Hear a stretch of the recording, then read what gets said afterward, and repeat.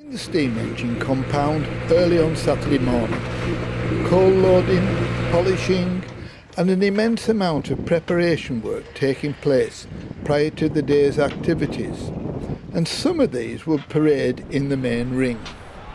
But as you will see later, the previous week's rain curtailed various parades, but now it's preparation time.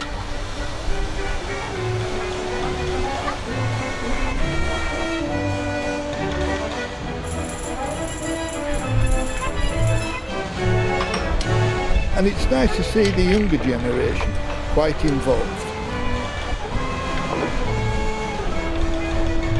Last year we brought this down for the first time. It's my Uncle Brian's roller.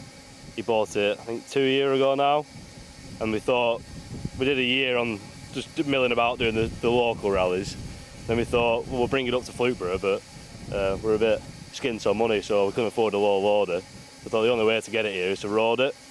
So then we planned a route and we went from rally to rally, slowly working our way up until we got to here, really.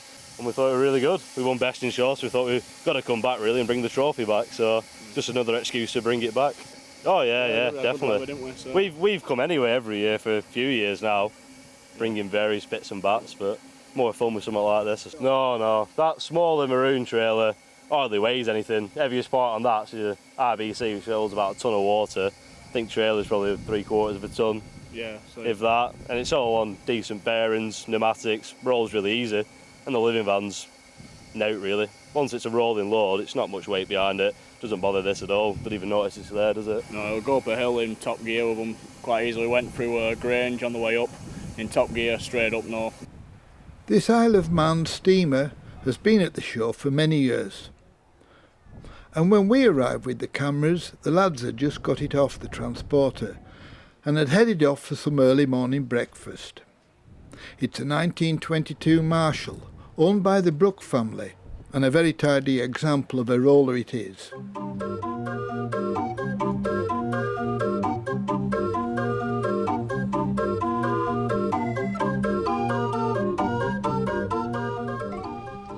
A wagon load of coal, and all of this will be required to keep the engines working throughout the weekend.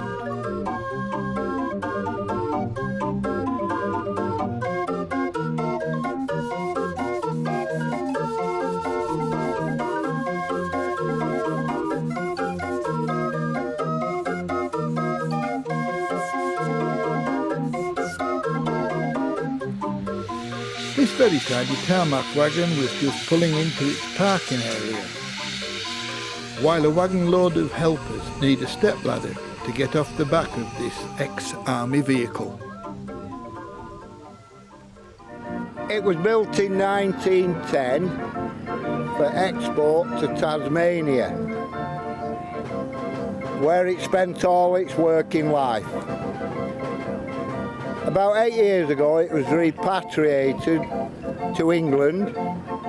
It had a lot of work done, like firebox, tube plates, boiler barrel, tubes, smoke box, chimney and rear wheel rims, and all the gears recut. We acquired it after all the work was done, and my boss wanted it painted blue and red like the wagons, so I had to paint it blue and red. But really it should be green. That's basically all I know about it. They phoned us up last Tuesday and asked me would I bring it, and I said yes, because there's nothing on this weekend. I've come from Greater Manchester, but I'm booked here next year, so which was planned, so we should have been first time next year, so I brought it, so we're in as a late entry and we're not in the programme.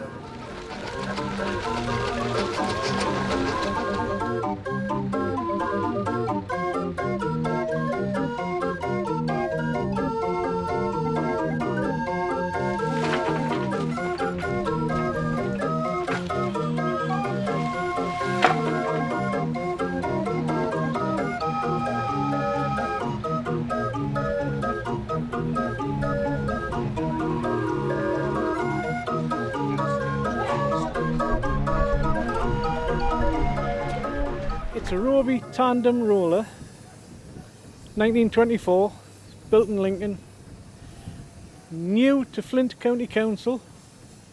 It worked there for 40 years non-stop when it went into preservation in 64. Went through 2 different owners. In 1967 it was bought by a guy called Jeff Hayes, who kept it right up to the mid-90s. I bought it in 2000. Ran it for 5 years. Went away, I took it apart to get the boiler repaired 2006-ish. Eventually that went down to Johnson's and Banks and they repaired the boiler. I got it back 3 years ago and I've just been slowly putting it back together. Next 3 or 4 years might see it finished. Usable now, it runs, it's tested, everything's right on it. Just my painting skills aren't the best. I think it really needs a professional painter one day, but I'll have to save up for that one. Is this all you've got then, or have you got Yeah, more? it's all I've got. A few tractors and a motorbike and a couple of wagons and just the normal, you know. It's the normal kind of stuff we all have. After the First World War, I've been told that there was a surplus of army trucks that Roby couldn't sell their wagons because of the army surplus that came back into the country. And they were desperate for rollers. So this whole boiler, motion, everything is straight out of a 5 ton Roby wagon, and it's down to single speed, and they made a frame for it to fit into. Like the Wallace Advance, it can change direction fairly quick. It's got a small flywheel and you can change direction as quick as a Wallace. There's not that many of them left about now, but they're just different. That's why I bought it. I was here last year without the cab, basically to give it a shakedown to see what it needed. Since then, it's been completely taken apart again and put back together. The cab's been added this spring. Wee McGregor of Derek Hubbards, and that's just out of the Transporter. Derek had 2 traction engines here this year. Forest Queen, a model from 1937, being his other machine.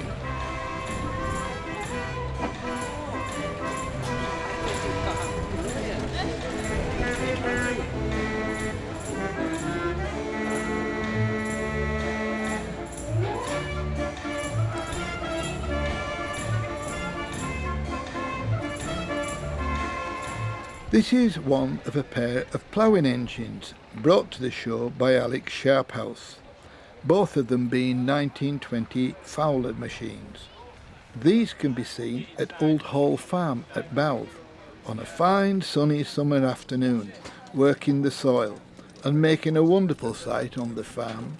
And I have been there and I have seen this happening, and it is worth a visit. Smaller miniature engines generate just as much interest from the public, and this lovely Bull engine was being prepared by the team for its work over the weekend.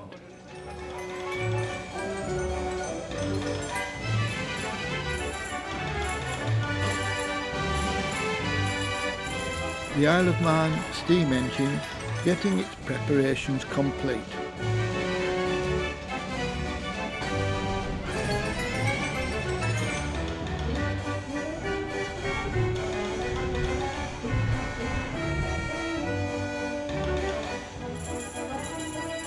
Even young ladies take their turn at cleaning and polishing wheels, and it's not the easiest of jobs to do.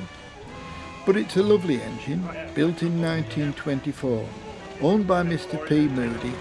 We've had aero engines at the show for perhaps the last 5 years or so, and the collections of commercials on the field this year was perhaps one of the best that we've had.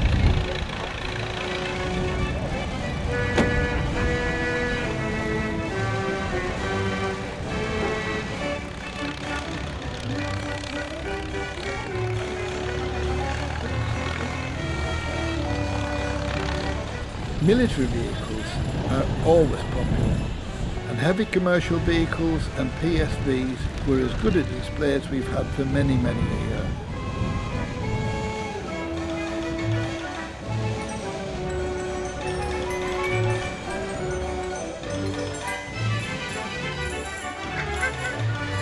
This little steam-powered train has been coming to the show since pre-workable.